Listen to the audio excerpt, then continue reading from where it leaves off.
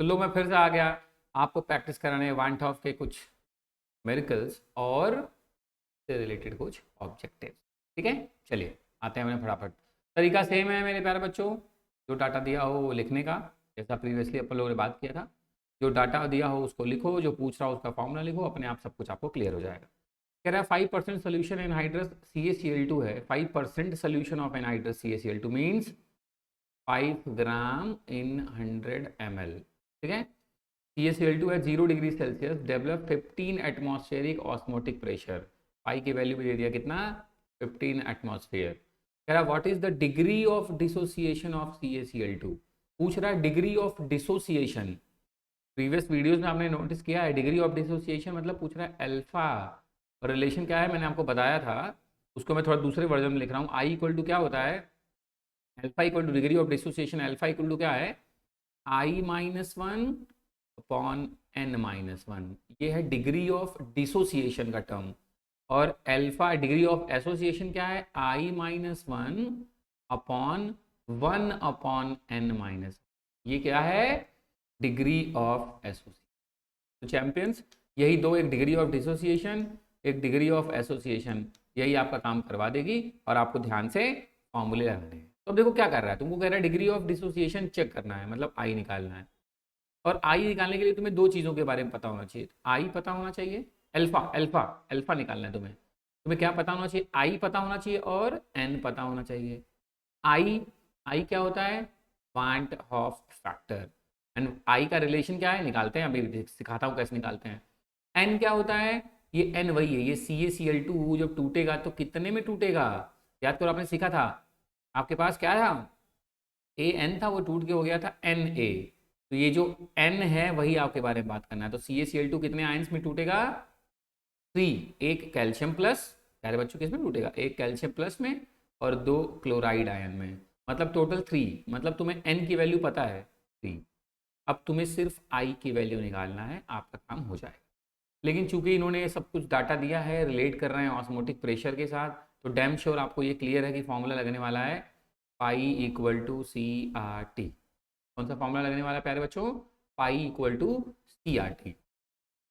Done, आना करो, पाई equal to CRT।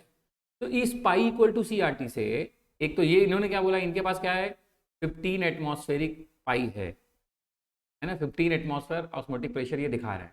ठीक है, आप क्या करो, पाई कैलकुलेट करो ऑस्मोटिक प्रेशर। देखो क्योंकि आई निकालना है तो तुम्हें निकालना पड़ेगा ना, observed colligative properties upon calculated. पिछले टर्म पे मैंने आई के लिए कई रिलेशन आपको बताए थे, कॉलिगेटिव प्रॉपर्टी से रिलेटेड था, तो observed colligative properties upon calculated colligative properties. Molecular weight से रिलेट करो तो calculated molecular weight upon observed molecular weight. और नंबर ऑफ पार्टिकल से कैलकुलेट करो तो number of particle after association और dissociation upon number of particle initially taken. यही 3 है आई का फॉर्मूला, आई निकालने का तरीका।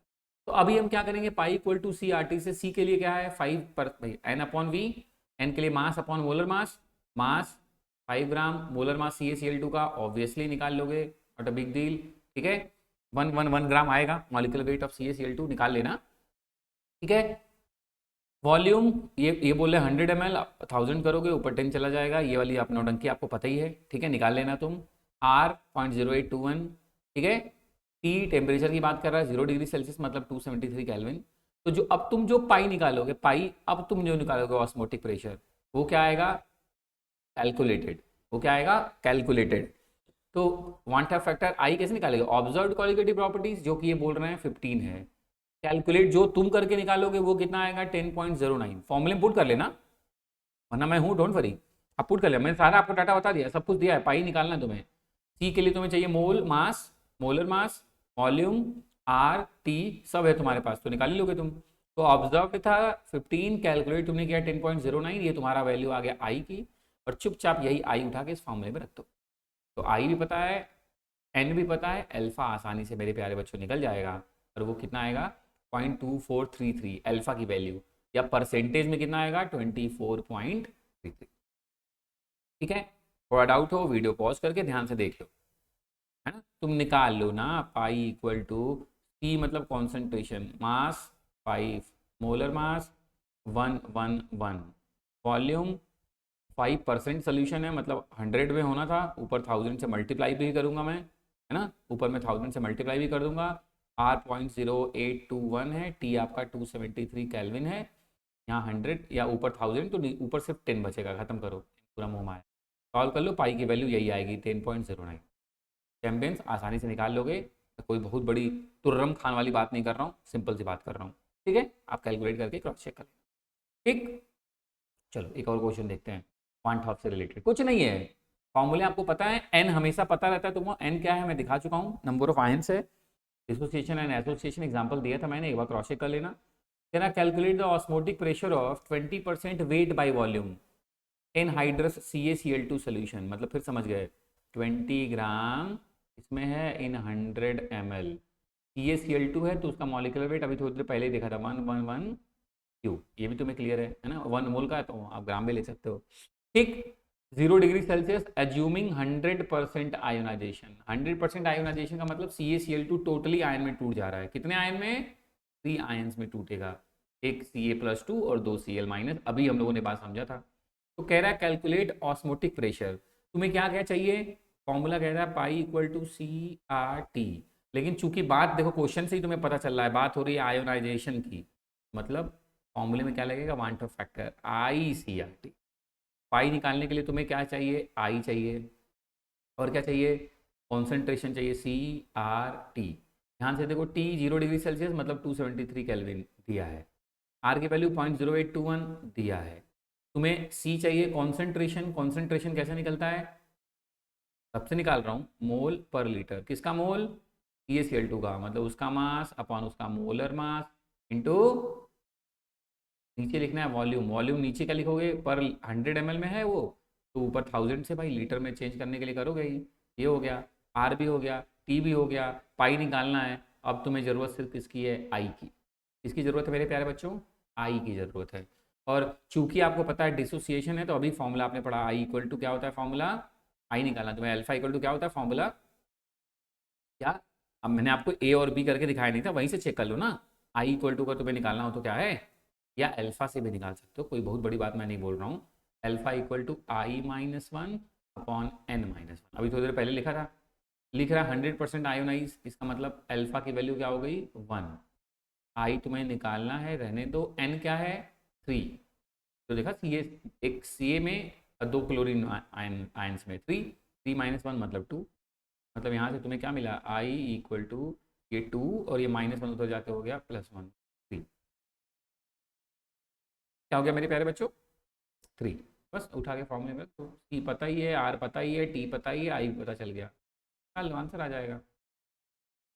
प्लीज़ प्रैक्टिस कर लेना, इन सभी क्वेश्चंस में वांट ऑफ फैक्टर के क्वेश्चन की थोड़ी इंपॉर्टेंस ज़्यादा होती है, ठीक है, तो आप अच्छे से प्रैक्टिस कर लेना, और चूंकि आपको पता है ऑब्जेक्टिव में आएगा तो न्यूमेरिकल बहुत बड़ा तो नहीं आएगा, लेकिन ऐसा आप सॉल्व करना कि आपके 4 ऑप्शन में से आपको मिल जाए और आप टिक कर सको, तो मेक श्योर कुछ प्रैक्टिस करनी है आपको, फॉर्मूले लर्न होने चाहिए, प्रैक्टिस करे रहेंगे तो कैलकुलेशन एरर नहीं होगा और आप आंसर तक पहुँचो, ठीक है मेरे प्यारे बच्चों, वेरी गुड, चलो आगे बढ़ते, अब कुछ बात करते हैं किसके बारे में, कुछ ऑब्जेक्टिव्स, कह रहा calculate the percentage degree of dissociation of an electrolyte AB2, इसका नॉर्मल मोलर मास दिया है 164 in H2O if observed molar mass is this, देखो क्या पूछ रहा है, डिग्री ऑफ डिसोसिएशन, फॉर्मूला अभी दिस जस्ट पढ़ा आपने, alpha equal to I-1 on N-, I क्या है, चूंकि मॉलिक्यूलर वेट दिया है तो मॉलिक्यूलर वेट से आई निकाल सकते हो, क्या, ऑब्जर्व्ड अपॉन कैलकुलेटेड, क्या करोगे,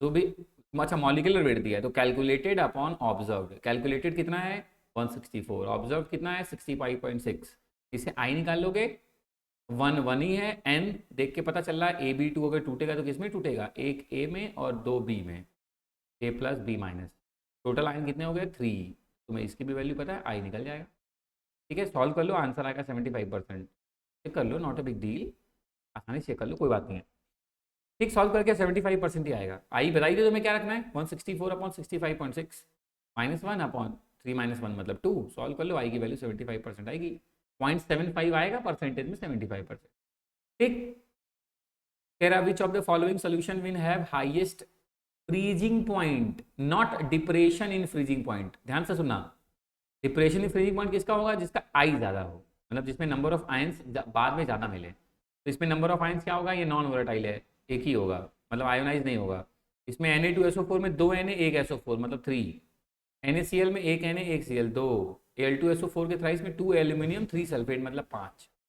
अगर ये आपसे पूछता कि which of the following solution है highest depression in freezing point, तो जिसका आई ज्यादा होता उसका डिप्रेशन इन फ्रीजिंग पॉइंट ज्यादा होता था, मतलब आंसर होता फोर्थ।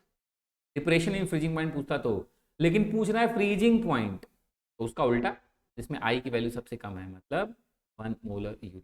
बाकी सब 1 मोलर ही है, तो उसका फर्क तो पड़ना नहीं है, सिर्फ आई ही डिटरमाइनिंग है। ध्यान रखिएगा, डिप्रेशन इन फ्रीजिंग पॉइंट के फॉर्मूले में आई मल्टीप्लाई होता है। सिर्फ फ्रीजिंग पॉइंट पूछे, अरे डिप्रेशन बहुत ज्यादा होगा तो फ्रीजिंग पॉइंट क्या होगा? डिप्रेशन अगर ज्यादा हो रहा है तो तुमसे पूछ रहा है फ्रीजिंग पॉइंट किसका ज्यादा होगा? ऑब्वियसली जिसमें डिप्रेशन सबसे कम होगा उसी का फ्रीजिंग पॉइंट सबसे ज्यादा होगा। तो ध्यान रखना, ऐसे क्वेश्चन कंफ्यूज करता है ना, फ्रीजिंग पॉइंट और डिप्रेशन इन फ्रीजिंग पॉइंट में ये कॉन्सेप्ट ध्यान रखना। ठीक, कह रहा है 1.17% solution of NaCl is isotonic with 7.2% solution of glucose. Calculate the value of I for NaCl. अब देखो ग्लूकोज कैसा है? Non ionise. तो इसके लिए जब तुम लिखोगे, दोनों आइसोटॉनिक है, दोनों का R और T तो सिमिलर है, खेल सिर्फ यही है N1 upon concentration N1 upon V1, इधर लिखना है तुम्हें N2 अपॉन V2।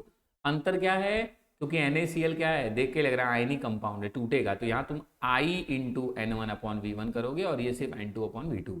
I पूछ रहा है, N निकालना तुम्हें कब से सीख रहे हो, 1.17% है, मतलब 1.17 ग्राम। और NaCl का मोलर मास आपको पता ही है 58.5, ऐड करके चेक कर लेना, Na का 23, Cl का 35.5, और ये क्या है 7.2% है। ग्लूकोज का मोलर मास भी आपको पता है 180। ठीक है, दोनों के लिए वही है, इन 100 ml ये भी है, इन 100 ml ये भी है, 1000 से मल्टीप्लाई करके आई की वैल्यू आसानी से तुम निकाल सकते हो। बहुत बड़ा तुर्रम खान की बात नहीं है, आई की वैल्यू आसानी से निकाल सकते हो।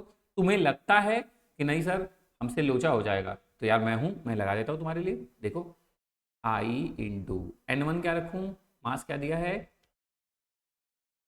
1.17, तो ये हो गया 1.17 मास, मोलर मास NaCl का 58.5। ठीक है, वॉल्यूम इन 100 ml, तो 1000 से मल्टीप्लाई करेंगे इनटू लीटर में चेंज करने के लिए, मतलब इन शॉर्ट ये 10। ये किसके इक्वल है? ग्लूकोज के आइसोटॉनिक है, तो ग्लूकोज में कितना दिया है 7.2%। मास हो गया, मोलर मास कितना होता है 180, फिर से वही नीचे था 100 ऊपर 1000, तो ऊपर सीधे मैं लिख देता हूँ 10।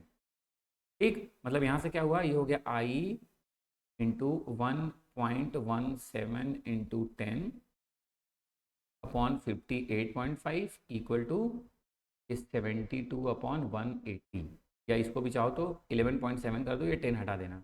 अब सिंपल तुमको सिर्फ आई की वैल्यू निकालनी मेरे प्यारे बच्चों, सॉल्व करके चेक कर लें। ठीक है, मुझे जहाँ तक लगता है, मुझे आप चेक कर लेना, मुझे ऐसा कुछ है ना कैलकुलेट करने में शायद 3 आएगा, शायद 3 या 2 ऐसा कुछ है, आप प्लीज़ एक बार चेक कर लेना, 2 एंड 3 में से कोई आंसर है, आप एक बार चेक कर लेना। 2 है, डैम श्योर 2 ही होगा। क्या होगा, कंफर्म है 2 होगा। ठीक है, वैसे भी देख के देखो ना, NaCl किस में टूटेगा, Na प्लस और Cl माइनस, 2 ही आने के चांस है। ठीक है, 3 नहीं आएगा, तो आप एक बार चेक कर लेना सॉल्व करके इसको। ठीक है मेरे प्यारे बच्चों, चैंपियंस। ठीक है, अगला कह रहा है want Hoff factor for Hg2Cl2 in its aqueous solution will be. Want Hoff factor पूछ रहा है आई क्या होगा, जबकि ये आयनाइज कितना हो रहा है 80%, तो फिर पूछ रहा है ना van't Hoff factor for Hg in aqueous solution, ये टूटेगा dissociation, alpha equal to I minus 1 upon N minus. I 80% ionise है, मतलब 0.80। आई की वैल्यू पूछ रहा है तुमसे, 1 ही रहेगा। N क्या होगा, Hg2Cl2 किस में टूटता है, मैं थोड़ा ऊपर करता हूँ ना, मेरे नीचे कुछ लिखा रहा होगा तो आपको दिखेगा नहीं, नीचे आंसर है, आप समझ कर लेना। Hg2Cl2 किस में टूटेगा, ध्यान से देखो, तो ये टूटेगा है Hg2+2 में और 2Cl माइनस, मतलब टोटल आयन तुमको मिलेंगे 3। ये मर्क्यूरिक है, मर्क्यूरिक 3, तो ये 3 माइनस 1 मतलब 2, सॉल्व कर लेना मेरे बच्चों, तुम्हें आई की वैल्यू पता चले। ठीक है चैंपियंस, सॉल्व कर लेना, तुम्हें यहाँ पे आई की वैल्यू पता चले। ठीक है, आई की वैल्यू क्या आएगी, यहाँ से चेक कर सकते हैं, आई की वैल्यू क्या आएगी 2.6। ठीक है, कोई दिक्कत नहीं, चेक कर लो ना, ये हो गया 1.60 इक्वल टू आई माइनस 1, या 1 उधर चला गया, 2 इक्वल टू आई ठीक मेरे प्यारे बच्चों, सॉल्व कर लेना, चेक कर लेना। तो ये हो गया आपके न्यूमेरिकल की प्रैक्टिस, कुछ ऑब्जेक्टिव क्वेश्चंस, कुछ वर्किंग शीट मैं और भी अपलोड कर दूंगा आपके लिए, आप वहाँ से प्रैक्टिस करिए, सॉल्व करिए, जो भी डाउट्स हो अपन लोग बात करेंगे, हमसे डिस्कस करेंगे, ठीक है चैंपियंस। मैं उम्मीद करता हूँ कि ये चैप्टर आपको कंप्लीटली समझ में आएगा पूरा देख के। आप प्लीज़ अच्छे से प्रैक्टिस करें, कोई भी डाउट हो रिलेटेड आप प्लीज़ कमेंट करें, उससे रिलेटेड ज़रूर बात होगी। मैं फर्दर आपको नंबर भी, जब ज़्यादा प्रॉब्लम्स होगी मैं नंबर भी प्रोवाइड करूँगा, हम लोग बात भी कर लेंगे, इस समस्याओं को निपटा लेंगे। तो चैंपियंस, टेक केयर योरसेल्फ, अपना ख्याल रखिए, जय श्री राधे, मस्त रहिए, ठीक है, चलिए बाय।